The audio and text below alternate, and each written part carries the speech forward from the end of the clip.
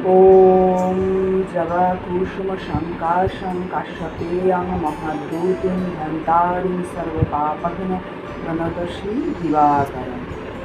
ॐ श्री सूर्याय नमः। ॐ श्री सूर्याय नमः।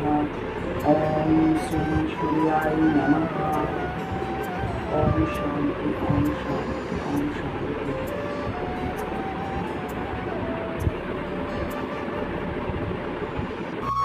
আজকের ভিডিওর ইন্ট্রোটা একটু অন্যভাবে দিলাম। অ্যাকচুয়ালি সূর্যদেব ওঠার পরে আমি দিনের শুরুটা যেভাবে করি সেটাই তোমাদের সাথে ভাগ করে নিলাম। তো এখন আমি ভ্রমণ প্রাণায়ামে চলে এসেছি। তো এখন এই ঘাসের ওপরে খানিকক্ষণ হেঁটে নেব, আর কিছু টিপস আছে এই ভ্রমণ প্রাণায়ামের, সেগুলোই মেনটেন করব।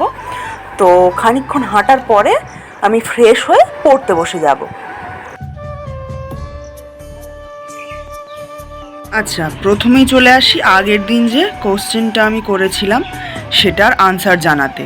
তো একজনই আনসার করেছে দেখলাম কমেন্ট সেকশানে, সেটা হচ্ছে 17 মিনিট। তো যে করেছো তো তারটা ঠিকই আছে, আর প্রসিডিওর হচ্ছে এই এখানে দাওয়াই আছে। আচ্ছা, আমি আগের এক ভিডিওতে তোমাদেরকে জানিয়েছিলাম যে আমার জিকের টাইমটা একটু বাড়াতে হবে। তো আমি সকালেও একটা টাইম জিকে এখন বাড়িয়ে নিয়েছি। তো আজকের আমার টপিক হচ্ছে বিভিন্ন যুদ্ধের সাল তারিখ ও কাদের মধ্যে সংঘটিত হয়েছে, কে জয়ী হয়েছে, এগুলো মেনলি যুদ্ধের টপিকটা। তো এই যে আমি যেগুলো পড়বো সেগুলো দাগিয়ে নিয়েছি। এগুলো আগে একবার করে পড়া আছে, তাও আরেকবার করে ভালো করে রিভাইজ দিচ্ছি এখন।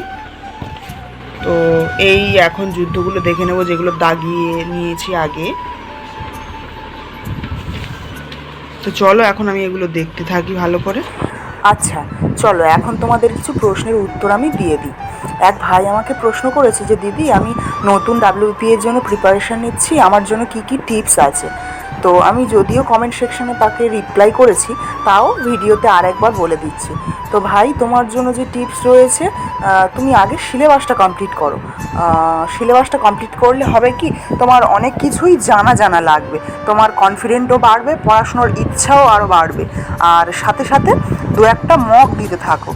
তুমি যে কোনো জায়গা থেকে দিতে পারো। প্রথমে গুগলে গিয়ে তুমি মারলে যে WBP মক টেস্ট, ওখানে প্রচুর ওয়েবসাইট থেকে তোমাকে মক টেস্টের অপশান আসবে, যেমন স্বপ্ন, যেমন কলম, বিভিন্ন।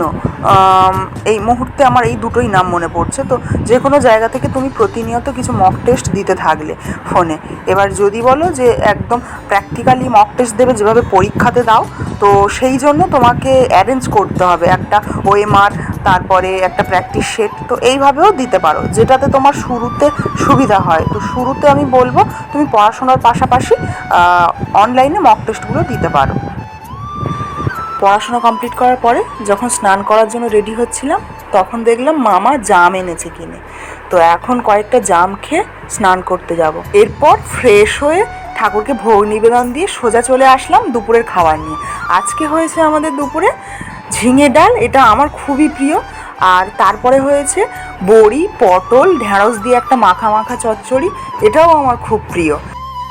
আর এক কুচি পাতিলেবু, আর এখানে ডিমের একটা পাতলা ঝোল, আর তার সাথে এই ঢ্যাঁড়সগুলো দেওয়া হয়েছে। মা তো ডিম খায় না, তার বদলে এই ঢ্যাঁড়সগুলো খাবে, তাই। দুপুরের খাওয়া দাওয়া কমপ্লিট করার পরে খানিকক্ষণ প্রিপারেশান সেরে চলে গেলাম এক বোনের বাড়িতে, তার বাৎসরিক পূজার অনুষ্ঠানে। ওদের বাড়িতে 4 জন মেম্বার, আর 4 জন মেম্বারই এতটাই ভালো যে বারবার ওদের বাড়িতে আসার ইচ্ছা হয়, কিন্তু উপায় যেহেতু না থাকায় আসতে পারি না। আর এই পূজা উপলক্ষে ওদের বাড়িতে একবার করে আসা হয় বছরে। আর ওদের বাড়িতে এই পূজা উপলক্ষে যে সবথেকে ভালো বিষয়টা আমি লক্ষ্য করলাম, পাড়ার লোকজন সবাই উপস্থিত হয়। আর পূজার যে প্রসাদটা দেওয়া হয় সেটা ওরা যখন লোকজন আসে তখন কেটে কেটে দেয়। ওই আমি অনেক জায়গায় দেখেছি যে ঠাকুরকে নিবেদন করার পরে অনেকক্ষণ পরে ভক্তরা আসলে সেই প্রসাদ দেওয়া হয়। প্রসাদ অনেক সময় খারাপও হয়ে যায় অনেক আগে কাটার কারণে। তো ওরা আসার পরে ফলমূলগুলো কেটে তারপরে সেগুলো দেয়, যেটা দেখে আমার সত্যিই খুব ভালো লাগলো। এখন আমি বাড়ি চলে এসেছি, আর বাড়ির জন্য কত প্রসাদ পাঠিয়েছে দেখো। তো আজকের দিনের ব্লগটার একটা পার্ট এতটা সুন্দর করার জন্য অনেক অনেক ধন্যবাদ মল্লিকার জন্য রইল। আর আজকের ভিডিওটা আমি রাখছি এতটুকুই। দেখা হচ্ছে নেক্সট ভিডিওতে। ততক্ষণ সবাই প্রিপারেশন করতে থাকো আর অনেক ভালো থেকো। টাটা।